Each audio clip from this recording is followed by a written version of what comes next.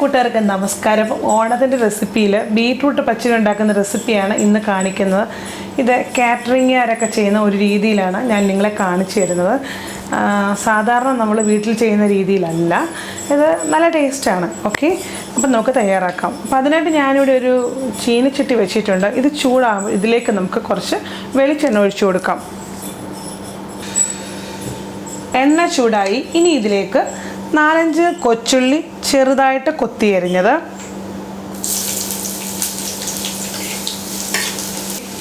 2 അല്ലി വെളുത്തുള്ളി, ഒരു ചെറിയ കഷ്ണം ഇഞ്ചി ചെറുതായിട്ട് കൊത്തിയരിഞ്ഞത്, 2-3 ഇല കറിവേപ്പില, 2 പച്ചമുളക് വട്ടത്തിലരിഞ്ഞത്. അപ്പം ഇതെല്ലാം കൂടെ ചേർത്ത് നല്ലതുപോലെ ഒന്ന് വഴറ്റുക. ഒന്ന് മൂത്ത് വരണം, അതുവരെ വഴറ്റണം. അപ്പോൾ ഇത് കുറച്ച് മൂത്തിട്ടുണ്ട്. ഇനി ഇതിലേക്ക് നമുക്ക് തീ കുറച്ച് വെച്ചേക്കുവാണേ. ഇതിലേക്ക് നമുക്ക് ഗ്രേറ്റ് ചെയ്ത ഒരു ബീട്രൂട്ട്, നല്ലൊരു ബീട്രൂട്ടാണ് എടുത്തിരിക്കുന്നത്, അത് ചേർത്ത് കൊടുക്കാം. അപ്പം നിങ്ങൾക്ക് ഏത് സൈസിൽ വേണമെങ്കിലും ഗ്രേറ്റ് ചെയ്യാം കേട്ടോ.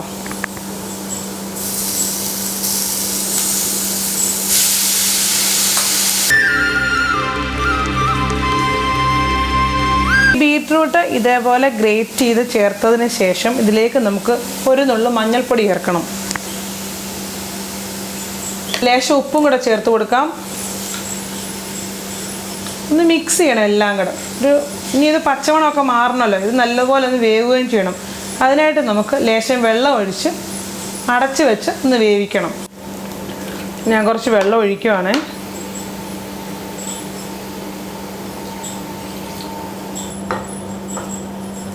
ഒരുപാട് വെള്ളം ഒഴിക്കണ്ട, കുറച്ച് മതി. ഇനി നമുക്കിത് അടച്ച് വെച്ച് വേവിക്കാം. കുറച്ച് നേരം ഒന്ന് വേവിക്കുക, അത്രയും മതി. ഒരുപാട് തീയൊന്നും കൂട്ടി വെക്കണ്ട.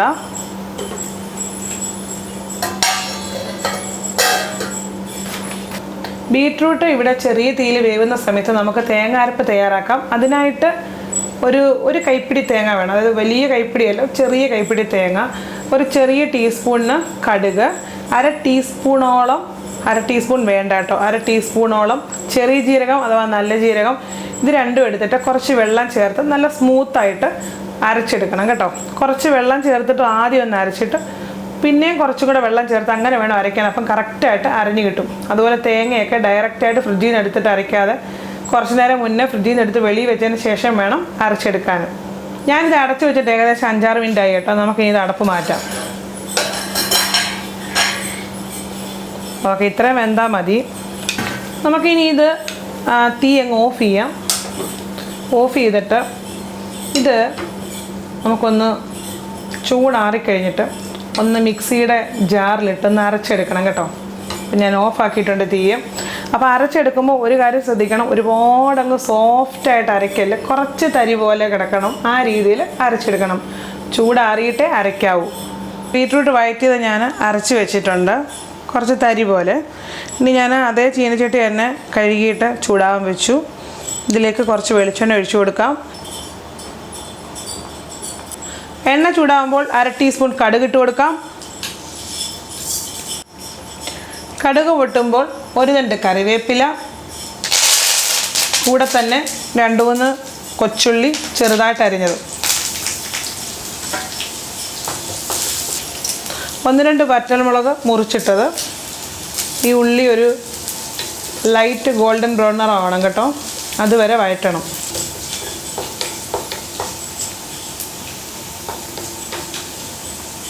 ഇനി ഇതിലേക്ക് നമുക്ക് ബീട്രൂട്ട് അരച്ച് വെച്ചത് ചേർത്ത് കൊടുക്കാം.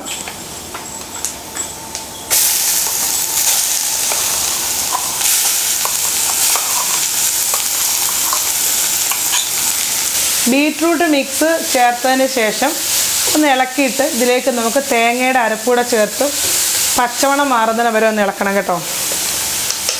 അപ്പം ഞാൻ തേങ്ങ അരച്ചത് ചേർത്ത് കൊടുക്കുകയാണ്.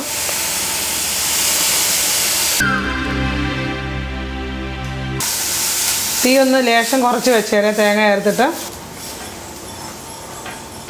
ലേശം ഉപ്പും കൂടെ ചേർക്കാം. നമ്മൾ നേരത്തെ കുറച്ച് ഉപ്പിട്ടതാണേ, അപ്പോൾ നോക്കി വേണം ഇടാൻ. അപ്പം ഞാനിവിടെ തീ ഓഫാക്കുവാണ്. തേങ്ങയുടെ പച്ചമണമൊക്കെ ഒന്ന് മാറി മതി. ഇനി നമുക്ക് ഇതിലേക്ക് തൈര് ചേർത്ത് കൊടുക്കണം. ഒരു കാരണവശാലും തീ ഓണാക്കി വെച്ചിട്ട് അല്ലെങ്കിൽ തീ ചെറുതാക്കി വെച്ചിട്ട് ഒന്നും തൈര് ചേർക്കരുത്. അതുപോലെ തന്നെ ഇത് ഓഫാക്കിയിട്ട് ഇത് ചൂടോടുകൂടി ഇപ്പോൾ ഇരിക്കുന്ന ഈ സമയത്തും തൈര് ചേർക്കരുത്. ഇത് ഒന്ന് ചൂടാറിയ ശേഷം മാത്രമേ തൈര് ചേർക്കാവൂ. എന്നാലേ അതായത് ആ പച്ചടിയുടെ കറക്റ്റ് ടേസ്റ്റും അതുപോലെ ആ കൺസിസ്റ്റൻസിയൊക്കെ കറക്റ്റായിട്ട് വരത്തുള്ളൂ കേട്ടോ. അപ്പം ഞാനിവിടെ 1 കപ്പ്, അതായത് അളവ് കപ്പിന് 1 കപ്പ് തൈര് എടുത്തിട്ട് അതൊന്ന് സ്പൂൺ വെച്ച് അടിച്ചൊന്ന് ലൂസാക്കി വെച്ചിട്ടുണ്ട്, വെള്ളം ഒട്ടും ചേർക്കാതെ കേട്ടോ. അതാണ് ഞാൻ ചേർത്ത് കൊടുക്കുന്നത്. തൽക്കാലം ഇത് നമുക്ക് ഓഫാക്കി ഒന്ന് തണുക്കാനായിട്ട് മാറ്റി വെച്ചിട്ടുണ്ട്. എന്നിട്ട് നമുക്ക് തൈര് ചേർത്തിട്ട് കറക്റ്റ് ഉപ്പൊക്കെ ഉണ്ടോ എന്നൊക്കെ നോക്കി കറക്റ്റാക്കാം. അപ്പോൾ അതുവരെ ഇരുന്ന് തണുക്കട്ടെ. നല്ലതുപോലെ തണുത്തിട്ടുണ്ടേ. തൈര് ചേർത്ത് കൊടുക്കാം.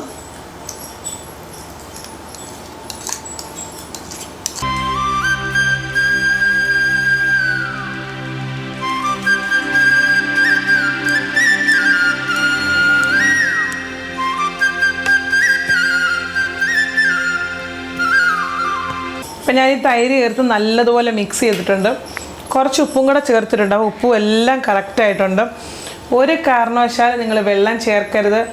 അരപ്പ് ചേർക്കുമ്പോൾ, അതായത് തേങ്ങ അരപ്പ് ചേർക്കുമ്പോഴൊന്നും വെള്ളം ചേർക്കല്ല.